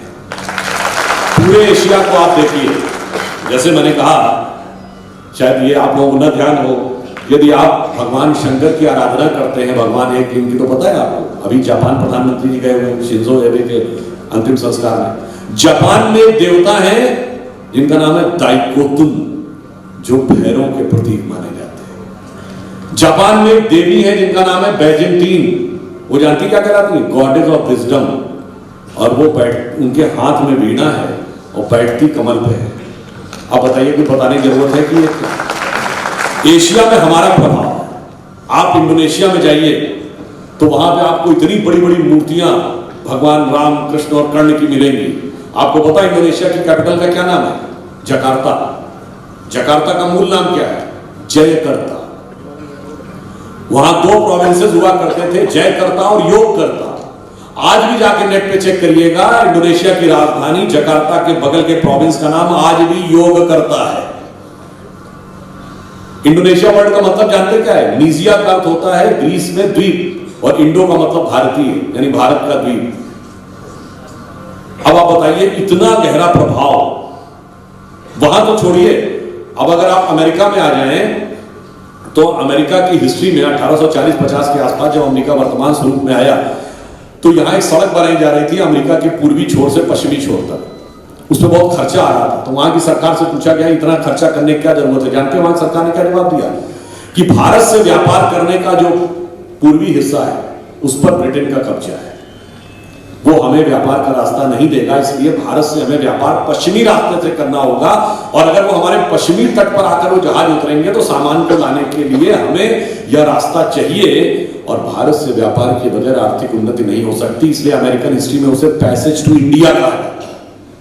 अब आप बताइए, दुनिया के पश्चिमी छोर और पूर्वी छोर तक इतना भारी प्रभाव दुनिया में जिस देश का रहा हो, वह देश अपने अंदर आत्मग्लानि से भरा हुआ हो, तो स्वतंत्रता के अमृत काल में आप खुद सोच सकते हैं कि यह अमृत तब तक नहीं निकलेगा जब तक कि आप उस विष को निकालने में न सफल हो जाएं जो हमारे अंदर भरा है। इसलिए एक और पॉइंट भी समझिए, कोई कहेगा साहब आपने बड़ी बातें कर दी कि साहब हम प्राचीन काल में ऐसे थे वैसे थे, सारी बात मान ली, परंतु ये बताइए आधुनिक काल में क्या है। अब आधुनिक काल की अगर हम बात बताएं तो एक बार मुझे याद है जयपुर में एक कॉलेज में चंद्रशेखर जी बोल रहे थे तो उन्होंने बात बताया कि जेसी बोस पहले वैज्ञानिक थे जिन्होंने बताया कि पौधों में जान होती है, और इसकी प्रेरणा उनको कहां से मिली। उनकी माता जी कहती थी कि बचपन में कहती थी रात में पौधे में पानी नहीं डालना चाहिए, रात में पौधे को डिस्टर्ब नहीं करना चाहिए, रात्रि में ये सोते हैं, इनमें भी जान होती है। परंपरा में कहा गया, विज्ञान में हमने आके स्थापित किया। कहा जाता है कि अब मैं बिल्कुल हार्डकोर साइंटिफिक डेवलपमेंट पिछले 100 साल के जो हुए उसके बारे में कहना चाहता हूं। ये बताइए हवाई जहाज की खोज राइट ब्रदर्स ने की, क्रेडिट उनको दिया जाता है, पर 1895 में मुंबई में शिवकर बापूजी तलपदे ने भी अगस्त मुनि के विमान शास्त्र के अनुसार विमान उड़ा के दिखाया था, मगर अफसोस कि हम उस समय पेटेंट नहीं करवा सकते थे, हम गुलाम थे और लोगों ने ये माना कि ये कोई जादू टोना है। इसका बाकायदा उल्लेख उस समय के अखबार जिसका नाम बॉम्बे टाइम्स था, जो आज टाइम्स ऑफ इंडिया है, इसमें उसका उल्लेख। अब ये बताइए मार्कोनी का सिग्नल, वायरलेस सिग्नल का क्रेडिट मार्कोनी को देता, पर जगदीश चंद्र बोस ने भी तो खोज लिया था, ये तो स्थापित सत्य है, हम पेटेंट नहीं करा पाए। एडिसन ने इलेक्ट्रिसिटी का बल्ब खोजा था, पर वो भी जेसी बोस ने खोज लिया था, हम उसका पेटेंट नहीं करा पाए। सीवी रमन को नोबेल पुरस्कार मिला फिजिक्स का पहला, और हम कहते हैं वो प्रथम भारतीय वैज्ञानिक थे जिसको कि नोबेल पुरस्कार मिला। यह सत्य नहीं है, यह अर्ध सत्य है। पूर्ण सत्य है कि was the first non European, first non white to get Nobel prize in any branch of fundamental science. वो प्रथम गैर यूरोपीय, गैर गोरे थे जिसको विज्ञान के किसी भी क्षेत्र में नोबेल पुरस्कार मिला। और आइए आज सब जेनेटिक इंजीनियरिंग की बात करते हैं, जीन्स का मॉडल सबसे पहले किसने बनाया, उसके लिए नोबेल पुरस्कार मिला। वॉटसन एंड क्रिक दो वैज्ञानिक थे। उसके साथ 1967 की बात है, भारत के हरगोविंद खुराना, यहां भी भारत था। और अब आप ये बताइए, आज दुनिया की जितनी बड़ी बड़ी कंपनीज हैं, गूगल का चीफ, माइक्रोसॉफ्ट का चीफ, पेप्सी की चीफ, मास्टर कार्ड का चीफ, तमाम भारतीय हैं। और हिग्स बोसॉन की बात मैंने अभी आपको बताई। इसका अर्थ यह हुआ जिसे हम विशुद्ध वैज्ञानिक विस्तार कह रहे हैं, उसमें भी भारत पूरी प्रखरता के साथ आगे बढ़ रहा है। तो चाहे प्राचीन काल का हमारा ज्ञान हो अथवा हमारा वर्तमान काल का ज्ञान हो, इन दोनों ही चीजों में हम एक अलग प्रकार से दुनिया को दिशा देने के लिए आगे हैं। इसीलिए यदि हम उभर के सामने आएंगे तो हम किसी के ऊपर डोमिनेट करने के लिए नहीं आएंगे, हम किसी को अपने में कब्जा करने के लिए नहीं आएंगे, हम दुनिया के किसी देश को दबाने या सताने के लिए नहीं आएंगे, हम आएंगे विश्व को प्रेरणा देने के लिए। इसीलिए हम सुपर पावर नहीं बनना चाहते, हम जगत गुरु बनना चाहते हैं। और आप कहेंगे वो प्रेरणा कैसे मिलेगी? देखिए उदाहरण एक ही देख लीजिए। जब हम आए, जैसा कि आपने बताया कि अब गीता हमारी प्रेजेंट की जाती है, तो आप देखिए जब विश्व योग दिवस बना, पहली बात तो योग दिवस के प्रस्ताव को संयुक्त राष्ट्र संघ ने 173 देशों ने समर्थन नहीं किया, वो द्वितीय प्रस्तावक बने। अब बताइए, जिसमें 40 से अधिक मुस्लिम देश भी थे। और उसके बाद आज दुनिया में जब योग दिवस होता है, विश्व के 170 से अधिक देशों में, 73 देशों में जब व्यक्ति योग करता है, तो क्या वो उसके पर्सनल स्वास्थ्य से लेकर चेतना तक भारत की प्रेरणा उसमें प्रस्फुटित होती नहीं दिखती? और वेद आया कहां से? ये योग आया कहां से? वेदों में 6 दर्शन है ना, सांख्य, न्याय, वैशेषिक, योग, मीमांसा, वेदांत। और उसी योग का ही तो एक अष्टांग योग का एक हिस्सा आसन है। यानी आप सोचिए कि हमारे अंदर के ज्ञान का स्रोत कहां कहां तक प्रेरणा देने के लिए प्रेरित कर रहा है विश्व को। और आज आप देख लीजिए, रूस यूक्रेन का युद्ध हो रहा है, दुनिया के बड़े से बड़े राष्ट्राध्यक्ष की हैसियत नहीं कि दोनों से बात कर ले। चीन का राष्ट्रपति बात करेगा तो यूक्रेन का राष्ट्रपति उससे बात नहीं करेगा, पुतिन ही बात करेंगे। अमेरिका बात करना चाहेगा तो जेलेंस्की बात करेंगे, पुतिन बात नहीं करेंगे। पर मोदी जी से दोनों बात करते हैं। और हमारे ही 20,000 बच्चों को निकलने के लिए दोनों सेनाओं ने पैसे दिया। और अभी आपने देखा हाल ही में शंघाई कॉर्पोरेशन के कार्यक्रम में व्लादिमीर पुतिन जी की उपस्थिति में मोदी जी ने यह भी बोला कि युद्ध का समय नहीं है। और इतना ही नहीं, उन्होंने कहा मैं रूस और यूक्रेन दोनों की सरकारों को धन्यवाद देता हूं। आप बताइए, रूस के राष्ट्रपति की उपस्थिति में युद्ध के समय यूक्रेन को भी धन्यवाद दे दे, यह क्षमता आज हमारी विश्व में उभर के सामने आई है। अब इसके बाद कोई ये कहे कि उसे ये दिखाई नहीं पड़ रहा है, तो एक बात और कहने से बात कहते हैं रोजगार नहीं सृजन हुआ है, महंगाई ऐसी है। तो मैं ये भी बताना चाहता हूं, आज हम सब मोबाइल हैंडसेट यूज करते हैं। 2014 से पहले भी भारत मोबाइल हैंडसेट का प्रयोग करने वाला दुनिया का दूसरे नंबर का देश था, पर हमारे यहां मोबाइल हैंडसेट बनाने की फैक्ट्री जानते कितनी थी? केवल 2। आज हैं 200। आज हम सबसे बड़े यूजर कंज्यूमर भी हैं, तो सबसे बड़े प्रोड्यूसर भी हैं। और दुनिया में सबसे बड़ी कंपनी जो मोबाइल बनाने की है वो है सैमसंग, और उस सैमसंग का दुनिया की सबसे बड़ी फैक्ट्री दिल्ली के पास नोएडा में है। ऐसा तो है नहीं कि बगैर उसके बन रहे हैं, कोई आसमान से जिन्न आकर बना रहे हैं, उसमें कोई आदमी नहीं उपयोग हो रहा है। इसलिए हम ये कह रहे हैं कि हम इसमें भी आगे बढ़े। अभी आपने देखा कि INS विक्रांत यानी भारत ने पहला स्वदेशी युद्धपोत, जो विमान वाहक युद्धपोत का निर्माण किया भारत के अंदर, जिसमें 80 से 90% तक डिजाइन से लेके मैन्युफैक्चरिंग तक सारे पुर्जे भारतीय हैं। तो हमने यह भी करके दिखाया। तो अगर हम ये देखें कि विकास में, और आप ये भी संयोग देखिए, ये स्वतंत्रता का अमृत महोत्सव वर्ष है और हम ब्रिटेन को पीछे छोड़कर दुनिया की 5वीं बड़ी अर्थव्यवस्था, यानी जिसने हम पे हुकूमत की थी उसी को हम पीछे छोड़कर अर्थव्यवस्था बनकर सामने उभरे हैं। तो यह सब संकेत दे रहा है कि अब 21वीं सदी भारत की है। मगर वैसे तो एक बात यहां पहले भी कह चुका हूं, भारत में किसकी है? देखिए, 2 चीजों की आवश्यकता है ना, ज्ञान और समृद्धि। नॉलेज भी चाहिए और इकोनॉमी भी चाहिए। यानी सरस्वती जी की भी आराधना करनी है और लक्ष्मी जी की, और दोनों ही कमल पे विराजती है। तो जब तक कमल खिला रहेगा, माँ सरस्वती और माँ लक्ष्मी की कृपा बनी रहेगी। इसलिए हम ये कह रहे हैं कि जब हम आगे बढ़ते हैं, तो मैं सिर्फ ये बात, जैसे उन्होंने बात कही थी, तो मैं उसमें से एक बिंदु और लेता हूं। पिछले 100 साल देखिए, 1 जनवरी 1901 को जब 20वीं शताब्दी का पहला सूरज उगा, तो पूरे देश में किसकी सरकार थी? अंग्रेज की। 1 जनवरी 1951 को, यानी 20वीं सदी के मध्य में जब देश में सूरज उगा, तो पूरे देश में किसकी सरकार थी? कांग्रेस की। और 1 जनवरी 2001 को जब 21वीं सदी के सूरज की पहली किरण इस देश की धरती पर पड़ी, तो किसकी सरकार थी इस देश में? अटल जी के नेतृत्व में भाजपा की। और मोदी जी का प्रादुर्भाव 2001 में हुआ था। वो गुजरात में मुख्यमंत्री बने थे। अगले दशक में उनके नेतृत्व में स्पष्ट बहुमत की सरकार। इसका मतलब नियति का संकेत साफ है कि 19वीं सदी अंग्रेज की थी, 20वीं सदी कांग्रेस की थी और 21वीं सदी भारतीय जनता पार्टी। इसलिए अगर हम आगे बढ़ रहे हैं, तो हम उस गौरवशाली अतीत के उन मूल्यों को लेकर आगे बढ़ रहे हैं जिसने कभी किसी दूसरे को सताने का कार्य नहीं किया, जिसने ज्ञान का इतना बड़ा स्रोत था कि संपूर्ण विश्व को हमने अनुप्राणित किया, जो और जिसे हिंदुत्व कहकर हमें लांछित किया जाता है। इसमें अंत में मैं ज्यादा न कहते हुए एक बात ये भी कह दूं, बड़ा एक कॉन्ट्रडिक्शन डेवलप किया जाता है। साहब, ये लोग तो हिंदुत्व की बात कर रहे हैं, हिंदुत्व कुछ नहीं होता, मैं तो हिंदू समझता हूं, और फिर कहने लगते हैं अर्थव्यवस्था की बात करो। जयपुर में 1 साल पहले रैली हुई थी महंगाई को लेकर, अर्थव्यवस्था को लेकर। उसमें 10 मिनट हिंदू बनाम हिंदुत्व भाषण दिया गया था। अब आप कहेंगे ये अर्थव्यवस्था का हिंदू और हिंदुत्व से क्या संबंध है? अब मैं आपको संबंध बताता हूं। आप में से जो लोग अर्थशास्त्र के विद्यार्थी रहे होंगे उन्हें ध्यान होगा, 1970 और 80 के दशक में भारत की रेट ऑफ ग्रोथ 2% के आसपास रहती थी। कभी 1.8, कभी 1.9, कभी 2.1, औसतन 2% के आसपास। और दुनिया में हमारा मजाक उड़ाया जाता था ये कह के कि भारत तो कभी इस ग्रोथ रेट से ऊपर जा ही नहीं सकता। उसे कहते थे this is the Hindu growth rate. और महंगाई की दर क्या रहती थी? 10%, 12%, यानी ग्रोथ रेट की 4-5 गुनी।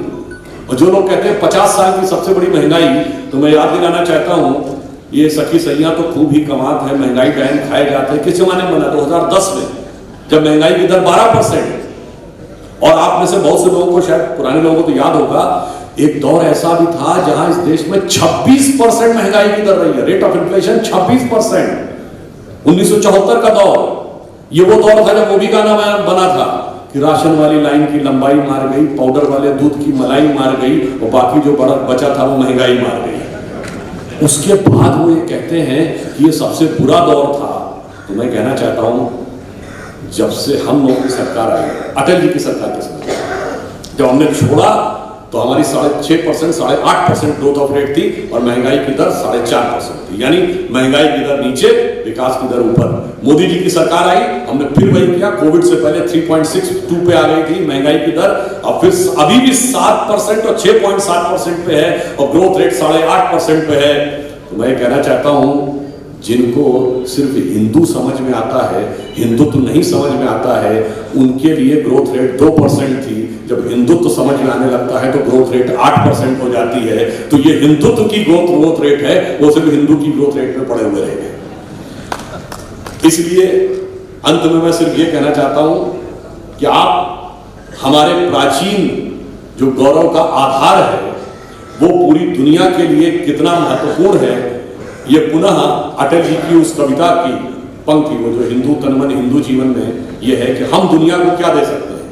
उन्होंने कहा, मैं अखिल विश्व का गुरु महान, देता विद्या का अमर दान, मैंने दिखलाया मुक्ति मार्ग, मैंने सिखलाया ब्रह्म ज्ञान, मेरे वेदों का ज्ञान अमर, मेरे वेदों की ज्योति प्रखर, मानव के मन का अंधकार क्या कभी सामने सका ठहर, मेरे स्वर नभ में गहर गहर, सागर के जल में छहर छहर, इस कोने से उस कोने तक कर सकते जगती सौरभ में, हिंदू तन मन हिंदू जीवन, रग रग हिंदू मेरा परिचय। और अंत में मैं एक बात और कह देना चाहता हूं कि सब कुछ होगा, मगर तब होगा जब इस चित्तौड़ की धरती, मेवाड़ की धरती से हम प्रेरणा ले सकेंगे। क्योंकि एक और चीज मुझे याद आ गई तो वो ऐड कर देना चाहता हूं। मैं आखिरी बार चित्तौड़ जानते कब आया था? 2019 में अप्रैल के महीने में, जिस दिन प्रधानमंत्री जी की यहां रैली थी। और उस दिन की खासियत जानते क्या थी? बालाकोट स्ट्राइक के बाद वो प्रधानमंत्री जी की पहली रैली थी और संयोग देखिए वो चित्तौड़ में थी। यानी जब शौर्य दिखाकर भारत की सेना आई तो यहां पर आकर वो उन्होंने पहली रैली की और मुझे लगता है यहीं की धरती वो प्रेरणा दे रही थी। जो हमने अब दिखाया है कि चाहे सर्जिकल स्ट्राइक हो या बालाकोट की एयर स्ट्राइक हो, और 8 साल हमने बात नहीं किया।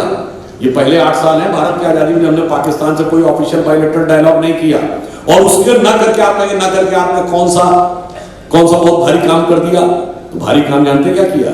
कि आप सबको याद हो, पाकिस्तान के external affairs minister Shah Mahmood Qureshi ने पाकिस्तान की संसद यानी नेशनल असेंबली में बोला कि जब आर्मी चीफ साहब आए, उनके पांव कांप रहे थे, उन्होंने कहा खुदा का वास्ता है अभिनंदन को वापस कर दो, वरना रात 9 बजे तक इंडिया अटैक कर देगा।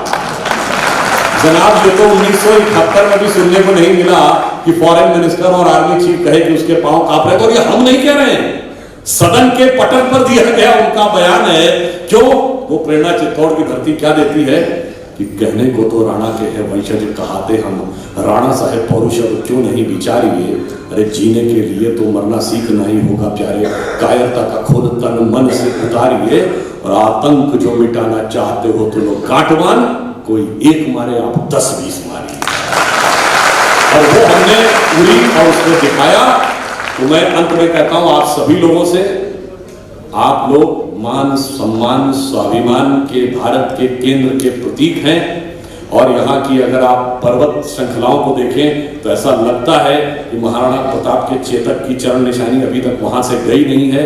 यहाँ के जो पेड़ पत्ते, अगर आपको ऐसा लगता है तो एक एक पत्ते के ऊपर लगता है वो शौर्य की वह कहानी है। तो इस सिंहासन के स्वाभिमान की रक्षा नियति को आप ही से करवानी है। तो यह पंक्ति कहकर समाप्त करता हूं, जो बिल्कुल यहीं की धरती के लिए है कि मौन मौन गिर कहते हिलमिल गाथा वीर जवानों की, एक एक पत्थर कहता है करुण कथा बलिदानों की, तरु के पत्ते पत्ते पर अंकित राणा की अमर कहानी है, मिटी नहीं पर्वत पथ से चेतक की चरण निशानी है। जयमल ने जीवन दान दिया, फतेह ने अर्पण प्राण किया, कल्ला ने इसकी रक्षा में अपना सब कुछ कुर्बान किया। सांगा के 80 घाव लगे, मरहम पट्टी थी आंखों पर, फिर भी उसकी असर बिजली सी फिर गई छपा छप लाखों पर। अब भी करुणा की करुण कथा हम सबको याद जवानी है, राणा तू इसकी रक्षा कर सिंहासन।